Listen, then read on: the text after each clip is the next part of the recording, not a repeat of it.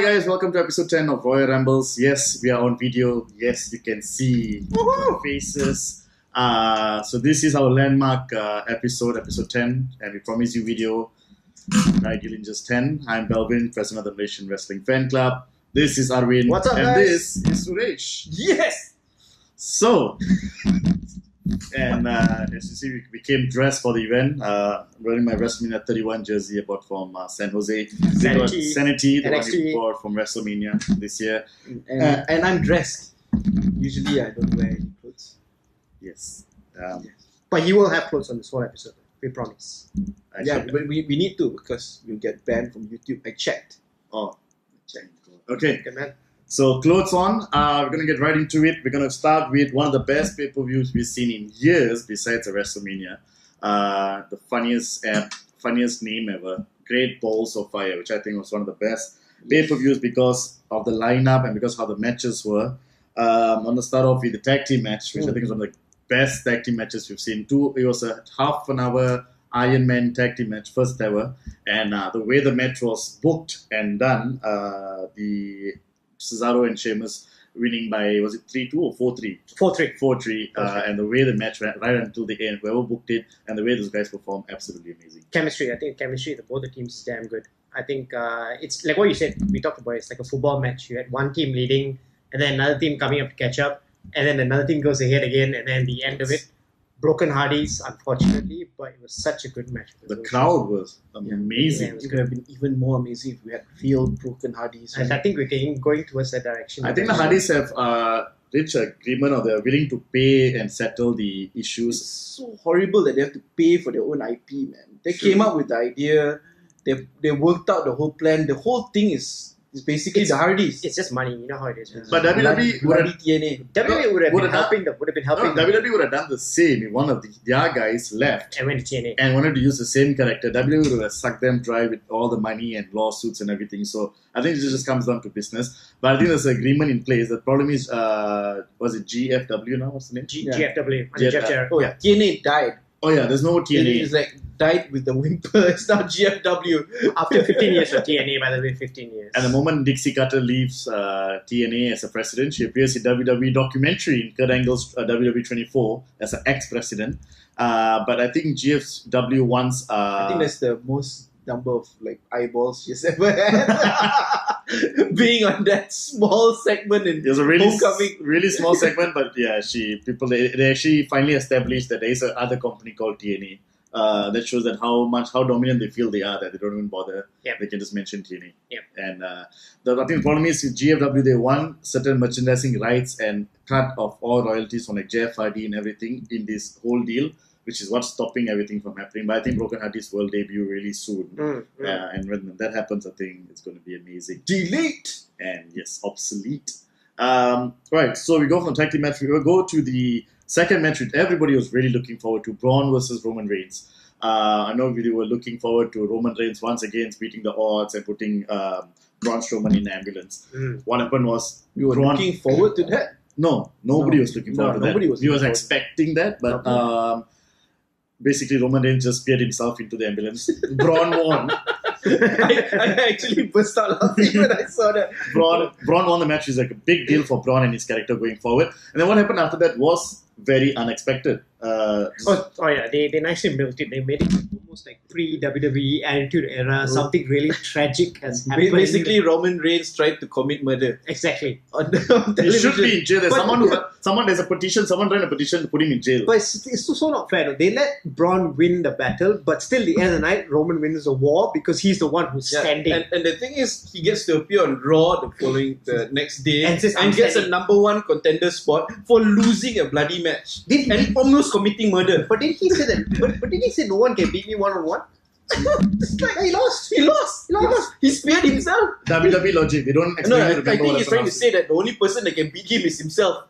Because he speared himself inside the bloody ambulance. But I think it's just a way of doing it that Braun, they just want to maintain that Braun being strong, but at the same time, Roman, you're still our number one guy for whatever reason. Roman's excuse towards this whole thing was that Kurt Angle used to do it all back in the Attitude Era. And Kurt Angle's like, those days were different. Yeah. And Roman Reigns said basically, I did the job that you couldn't do, which was to make Braun Strowman disappear finally. Doesn't make sense. But He Braun, lost. he lost the match. He lost. Braun left on his own 2 feet, barely, bleeding, and I think he's gonna come back as a wounded beast, and he's gonna challenge. I don't think he'll come back as a wounded beast. He'll just come back. And he'll say, I'm not finished with you. Yeah. For the 10,000th time. We need that t-shirt badly. We actually need the yeah. We need WWE, that if you're t-shirt. watching, I can wear that when I go eat banana leaf. I'm not finished with you. I can so picture you. We go to the main event, which is Brock Lesnar versus Samoa Joe. This is one of the best feuds in terms of being legitimate. You have Samoa Joe Yeah, we versus talked about this, yeah. legit beast versus Brock Lesnar. To be honest, when I saw Brock Lesnar put him down, put Samoa Joe down, I thought Samoa Joe pochi already. Next Raw, the fans are just going to go. But he came back dead. strong. He came back But quite he strong. came back surprisingly. He came The back strong. fans are still behind him. He came back quite strong. So I'm looking forward to actually seeing, hopefully for the love of God, have Samoa Joe beat Roman Reigns, maybe have Braun Strowman come back, create a triple threat, something lah. And we As long as it's not Roman Reigns beating it. We talked about maybe Paul Heyman shifting sides, right? We talked about this in our last episode, right? But actually, on the pre-WWE show for Great Balls of Fire, someone actually tweeted Paul Heyman and asked him, would you ever go to Samoa Joe's side? So for the fact that WWE addressed that, right, means they're probably against that idea. That idea would never ever happen. So basically, Paul Heyman said, for what? I've got the reigning, defending. Why would I need to be in Samoa Joe's side? True. But I like the triple threat idea. I don't think he's going to lose the title until WrestleMania next year, Brock, because the way they build up the whole thing. Because if he loses the title, then he has to appear in WWE more often and challenge or something. So I think the title's going to be on Brock, but it's what they do with Samoa Joe, which I think is everyone's looking forward to. Yeah. So basically, Raw has lost its biggest title. Basically, The Miz is the... And he says it. Is This comes out. He's the main champion in WWE now, isn't Raw, it? in Raw. Yes, In Raw, he yes. is the guy. Yeah, who does work for a change. Speaking of the Miz, Miz now has hired 2 guys who've not been used properly, Bo Dallas and Curtis Axel, to be his, was it Mizettes or Miz something? Miz Entourage or something. Miz Entourage. And They're in the new Marine movie. They play the villains. so I think hence that's why they are in the thing. But I think the Miz is doing an amazing job holding the title, just not getting the credit he's due to the fact that Brock and Samoa Joe is all at that level. So he's there. Yeah. I'm just happy that he's no more fighting with bears and bicycles and breaking clocks and stuff like that. He deserves something better. But they had that funny segment that day where he gave out the awards. Best actor was himself. The Mizettes. Best actress was actually Maurice, and best supporting were his 2 guys. So that's actually not bad. It's quite funny. So, Marie should never act again. I saw her in the Marine. Yeah? She had like a very brief... She's not very good on the mic either. but Like, oh my God. she was in Sharknado. It's like, thank God she's pretty. That's about it. She's not very She's good on like the mic. really, really pretty. She's really good. Yeah, that's why she's gotten where she has. Like last really, year. really, really, really pretty. We have established that by now. And hot. Okay. Dalvin likes them dumb and hot. Cannot carry conversations. Yeah. Don't understand jokes. Yeah. SummerSlam. The next big pay-per-view before Battleground. We're kind of Battleground in a while, but it's not. SummerSlam is the biggest pay-per-view besides WrestleMania and Of the summer. Rumble. Biggest pay-per-view of the summer. Yes, and what we know is it's either going to be Braun versus Roman Reigns in SummerSlam or Braun versus Roman Reigns in WrestleMania. So you'll either be Brock versus Roman Reigns at SummerSlam or WrestleMania. So they might do Samoa Joe versus Brock Lesnar at SummerSlam and then do Roman and Brock at WrestleMania, or the opposite. Either way, Roman Reigns is gonna main event SummerSlam or WrestleMania. I think they should stay away from the Roman and Braun for a while. It's been done a million times. many pay-per-views, headline many pay-per-views, different kinds of matches. But the thing is, I don't think they're gonna ignore that for very long. Yeah. Because you already established the feud. You know, it will fizzle out. Yeah. They already spent so much money. They ruined 2 ambulance. They spent quite a fair bit of budget. They talked about it being a cage match the next one. I'm trying to imagine the cage No, match. Hell in a Cell. I think Hell will in be a Cell, one will of be them, the best to end a feud. I And bet just- someone will fly through the cage again. Probably Yeah. Roman. Probably Roman spirit and stuff. In Yeah. there. Yeah. And then- Ooh, only I can beat myself. So clearly, we're not Roman Reigns fan, and we're huge fans of Braun, and the way that Bill Braun has been amazing. Speaking of the next pay-per-view, we have Battleground. So it's a SmackDown-based pay-per-view. SmackDown itself have been doing pretty well. You're mentioning about the Money in the Bank. Yeah, it's really the land of opportunity. Both your Money in the Bank winners are there. Carmella, Baron Corbin. There are so many possibilities. That's what makes SmackDown so interesting. You've got matches every week that come quick and fast, and they're done. The storylines are well developed. I think SmackDown really gives a very good alternative viewing to what Raw is. The Raw angle, Wicked angle now is good. The mystery one, Wicked angle it's going to be revealed next week. Next week. So that's good. Hornswoggle. Could be Hornswoggle. Also got a massive feud in TNA now, or GFW. It's got a big feud there. He's relevant. He's relevant. Maybe another midget. So we're nothing against midgets, right? Yeah. I think they should be part of maybe a midget-friendly show. Battleground is going to feature my favorite Jinder Mahal versus Randy Orton in a Maharaja! Punjabi prison match. He's bringing the Punjabi prison next week to SmackDown. Bell's the only one that actually remembers what the Punjabi prison looks like. He remembers the matches. He's been in one. He's been in one. He remembers all of it. Me and Suresh had to actually watch it again to try and remember what it was. But yeah. Nowhere in Punjab is a prison made out of bamboo. Like it's proper I prisons. think we still live on trees. Is that what they think? They do think we live on trees. So Okay. they probably think our country has Probably. prisons built out of bamboos. Probably. So they're having that match. They're also having the 5-way woman first contender match What's going to the match? Yeah. for the glow in the dark Oh God! Don't even start the glow in the dark belt, which Naomi held. He doesn't like it. I'm okay with it. I think something different to have Naomi have this color changing belt. She's got colourful hair. She's got colourful shoes. She's got a colourful entrance. Her tag is Feel the Glow. Feel the glow in here. Can't take it seriously So anyway. I like it. You haven't seen it, right? Yeah. So the glow is really nice. It's glowy. Okay. So Baron Corbin. Love Baron Corbin. Broke character after SmackDown. You wanna say what Yeah, happened? so he had the match the other day with Nakamura, and I think after the match, because off camera, he actually said some stuff to a kid, and the kid started crying. So the kid started crying, poor kid was crying, and I think Baron Corbin, and I've met him, he's actually genuinely comes across as a very nice guy. He doesn't look that way, but when you speak to him, he actually connects with you and pays attention to you.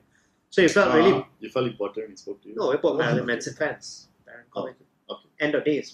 End of Days is a Manson song. He kept shouting that stupid word non-stop to Baron Corbin in WWE Singapore. Yeah. Every time he passed by... Baron Corbin was never in Singapore. Not much there. Seth Rollins. There's a Raw Seth show. Rollins. There's a Raw show. Seth Rollins. It takes a while. White man, long hair. They're all the same. All the same to Bell. We're going to edit that part out. Anyway. No. He's staying in. No, back to Seth Baron Corbin. Rollins, He's a damn nice dude. Cool wear that he wears. Manson fan. Felt really bad for the kid. Picked the kid up from the crowd. Calmed him down. Gave him his shirt. Father was very happy. Great moment. Awesome Baron Corbin. He wishes he was a kid. If it was a black man that picked up that kid from the crowd, Cannot. Titus, get him, man. Cannot. Titus did that. He did that in Singapore. He did that in Japan. He picked up the heaviest Indian child he could find in Singapore. Like, she was huge, right? With the whole belly coming out. He literally carried her and said, why did I pick this one? It's a challenge for Titus. So then he brought not a very pretty Sight. hooker back to the hotel later on. Why? Yeah, so it wasn't really... I think that's how he... Father of the Year. Father of the Year. Father of the Year. But I think that's how he tastes the flavor of each country. Like, that's his mark of... damn, that's nasty, man. Shit. He's the father of the year. You know what he wants. Coming back to a ridiculous story that came out in the news today about Ryback saying that Ryback, you remember him, the guy that's always hungry? He kept saying that he was supposed to have a match with Ultimate Warrior Yes. at WrestleMania. Yes. Ultimate Warrior does not look like he can fight ever again. He died one day after Raw, and you're supposed to have a match at WrestleMania. What I was think that the appearance in Raw and that speech is the one that killed him. Yeah. No, Ryback would have killed that Ultimate Warrior in the ring. No, Ryback, since he's left WWE, he's so bitter. He's very And his bitter. Punk stopped after a while. Ryback just continues and continues. You know what? He's a younger day version of Bret Hart instead of being just He's bitter about his just whole life. whining and Just bitching, and completely. then he said that he was going to have a match with Warrior, and they talked about it. Warrior's wife came out and said they never mentioned it. So they kind of just Ryback, why are you trying so hard to be in the news? You're not relevant anymore. Yeah, he just said WrestleCon shows. You were John Cena's driver in WrestleMania 28 when I was there, because that's how irrelevant you were back then. You were his chauffeur, so just You were hitting your head and saying stupid. That kind of makes sense, right? yeah, and you were endangering people's life and they wrestle you. So just Just give it up. yeah, Just give it up. eat because you're hungry. You just don't understand his soul. Anyway, speaking of which, WWE Singapore, me and Arwin and part of Suresh were there for WWE Singapore. Really good show. The WWE in Singapore, the Singapore wrestling fans, they have the hottest girls ever. They do. They are legit hot. Hot girls go to WWE shows in Singapore. Where are the hot girls here? I don't know. The Singapore girls actually came with tights and they came with proper. They look they dressed up for the show. Indian, Chinese, the whites. You name it. You miss a lot. But I will say, I will say the fan interaction in Malaysia just seemed a little bit of a higher level compared to Singapore. Still a great show in Singapore, no doubt about it. But I just think I heard some people went to the airport to wait for the wrestlers after the show, but actually they went back to the hotel. And those who went there for a few hours wasted so much of time. And those who actually went to the hotel to sleep ended up meeting all the wrestlers. I don't know Salim, I'm really sorry, Salim. Yeah. I heard you were there at the airport as well. I was there. It's part of research for the show. Right. Okay. What research were you doing at the wrestlers who were in the hotel? To get some comments about the show. From any of the wrestlers. I would have told them about Royal Rambles. They were in the hotel. I met them. But I did the effort. Did you ask them anything did you tell them about our show? No. They saw me like, MWC and Royal Rambles. I was like, hey. But then security came. I'm like, no pictures and stuff. Okay, anyway. Yeah. So, they're so pushy, the wrestlers, to take pictures with me. It's ridiculous. Good show. We started off with Jericho coming back, facing Hideo. Jericho's a heel. Jericho made himself a heel. Really hurt, and he didn't put us in the list. But he spoke about how bad Singapore was. That part I like. That was like he put Singapore on the list, so we are excluded from the list. Yeah, we love when he said that. Fought Hideo, really good match. Jericho getting the win. No, Hideo won. Jericho got the win in Japan. Yeah. We talked about it and why I honestly thought Jericho would win, and he said Hideo would win. And then Bell made a really good point that Jericho's going off. Hideo, you need to build his character. There's no point Jericho winning. Yeah. And Hideo being there, Hideo keeps losing. But Jericho, to see him live working the crowd, trying to make himself feel and trying to get the reaction from the crowd was so amazing. It was really like a world class. That's the way you start a live show. Like you send someone out like. But WWE's Singaporeans are generally known not to have the best reactions in arenas and stadiums. They're known. Everyone, even comedians say that. And that WWE, Jericho had a tough time trying to get a reaction from the crowd because every time he wants to get a reaction, he doesn't get a reaction. Yeah. Every time he doesn't do anything, he gets a reaction to the point he showed a middle finger to the whole crowd. Yeah. So, two. He did. Wow. Ouch. Two. You went up there? Yeah, both, yeah. Break the board. So, he went stone cold. Yeah. But he's amazing. You can see him live. You know why he's a veteran. Consummate performer. Hideo was just the normal against the odds winning and stuff. We had some squash matches like Titus O'Neil and Bo Dallas. And also Enzo and Cass. It wasn't a match where he got his ass handed in. We got the angle where Enzo thought that Cass was actually changing and they hugged and Cass. So typically they actually flew Enzo and Cass not for a match, just to stay in the ring and talk on the mic for a while and someone kicked the other to build the whole to continue the storyline. Nice job Enzo and Cass have for WWE. And like Cass they did the same thing in Great Balls of Fire. Did the same thing in Raw. Exactly. Yeah. No, Great Balls of Fire was finally the match.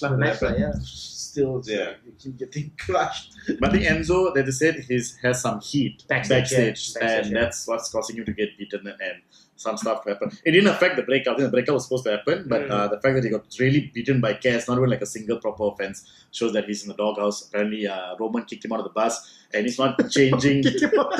he's not allowed to change in the locker room. What Miz went through a few years ago, I think it's because his mouth and the way he says stuff. But they're still hiring both of them, especially Cass, who has zero personality at all, and the way he talks is just so. He's a piece of wood. His height is the one that is I like the part when they were walking from the bus to the arena. The Cass stopped halfway and just stared at the crowd for 5 minutes, trying to get all that heat, just to build more as a heel character and stuff. So that was quite cool. And also how the faces and the heels came in separate buses. Like the heels came first, and then like the buses were there. So the heels will walk out first, and then after like 5 minutes, that's when the faces like Roman Reigns and Seth will walk. So just to keep the illusion, which is quite amazing actually, to do this in this modern age. So that was quite cool. We had matches of like Miz and Dean Ambrose. Miz and that was the tag team. Yeah, that was Miz and Samoa Joe. Samoa Joe versus Ambrose and Rollins. Yeah. Ambrose and Seth Rollins, I think, have got great chemistry in the ring. They've been known in WWE house shows in America, even in Singapore. I thought they did a really, really good job. So it's nice seeing them do it. Nice to see Miz working the crowd, which was amazing. Yeah. Seth Rollins making everyone call Miz Chicken KFC from his air thing. Yeah. And the Miz reacting. Quite good show, very entertaining. We ended up the night on a whimper. We had Bray Wyatt versus Roman Reigns. And of course, Roman Reigns won. So good show. I think it was a good journey to Singapore.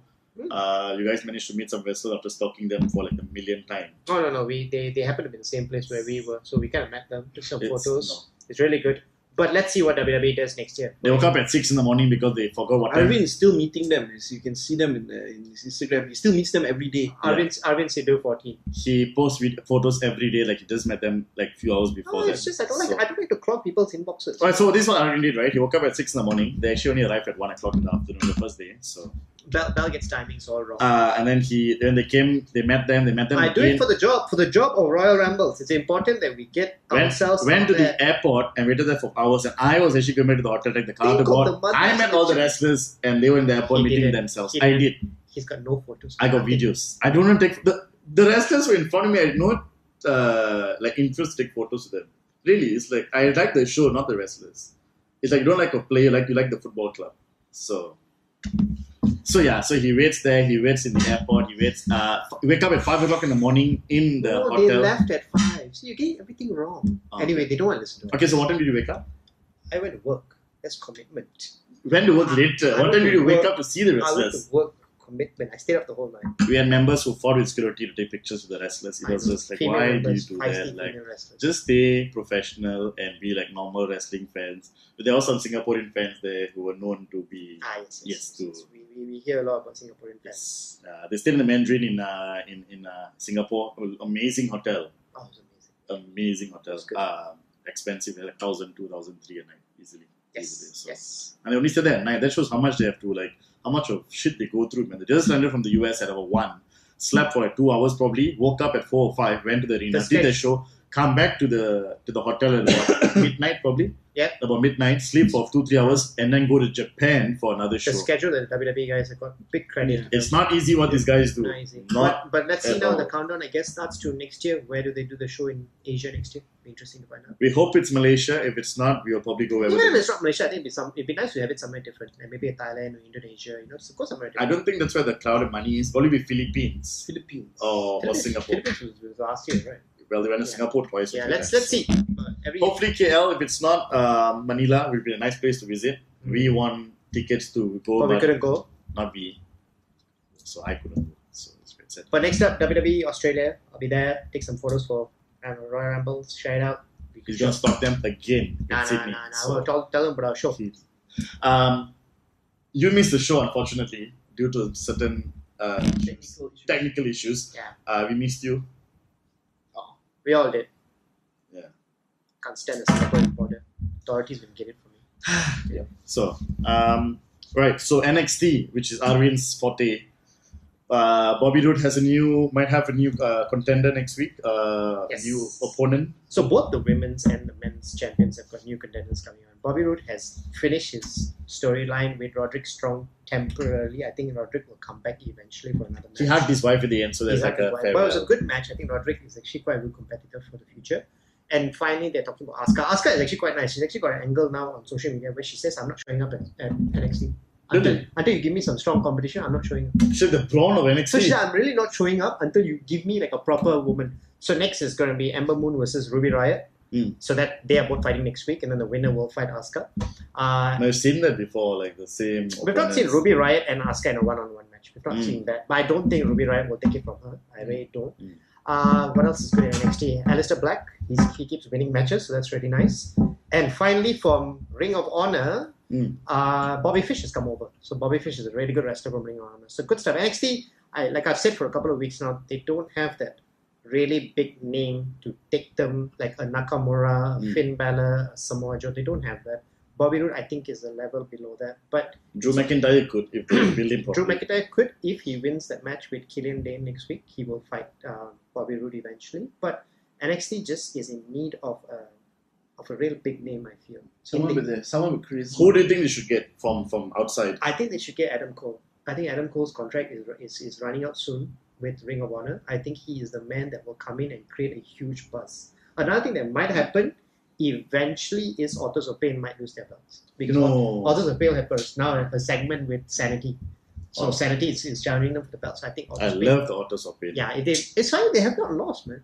They remind me of a better version of the Ascension. Remember the Ascension? They were hammering everyone at NXT. No, yeah, but Ascension died. They died because they don't know what to do with them. Exactly. You can't go to Raw with you can't go to Raw with face paint. They'll just laugh at you. So, but they're basically Finn Balor has face paint. But not much at Raw. They haven't let him use. But Finn Balor is a different level altogether. But okay, speaking of Finn Balor, what happened to him with Great Balls of Fire? He is just a guy who comes in for matches and leaves now. He should go to SmackDown. No, the thing is, in like Extreme Rules, he was the main eventer. Yeah. Then suddenly, in the next pay-per-view, he's nowhere to be seen. I think because of his injuries, they are scared to push him. And secondly, he missed a few good storylines. So I think he's just doing his matches until he gets a proper... I find it a bit strange for someone that's being built as like the future of the company. Yeah. You know? Good point. Like on Raw, there's like, okay, next match, we're going to have you versus Finn Balor. Finn Balor comes out, fights and go off. But the thing there are ways to build a character without him even fighting. No, he's fighting guys like Kurt Hawkins and all that. He comes up for splash matches, but I think Bell made a very good point. I think they're afraid that for a long-term feud, if he can handle it now, so maybe they're gradually putting him into it. But you look at it, even Samoa Joe was having normal matches, and then straight away, when there was an opportunity, he went straight to the main event. Yeah. So maybe they're keeping Finn Balor for a proper storyline, maybe after SummerSlam, heading towards Royal Rumble. Never know.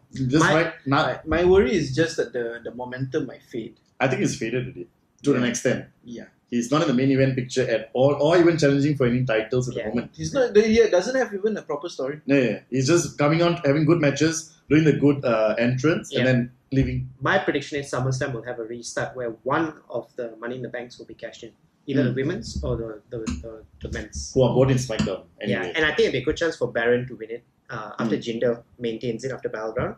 Baron to cash it in. I think Jinder has had a good run. I think if he loses. I don't think he'll be so affected by it. I think he's had a really good feud. So I think he's done himself proud and as long as they have something to do with him, not turn him into another. Highly doubt they'll have anything for him. They'll have a rematch for him, and then after that, he'll just be back at the.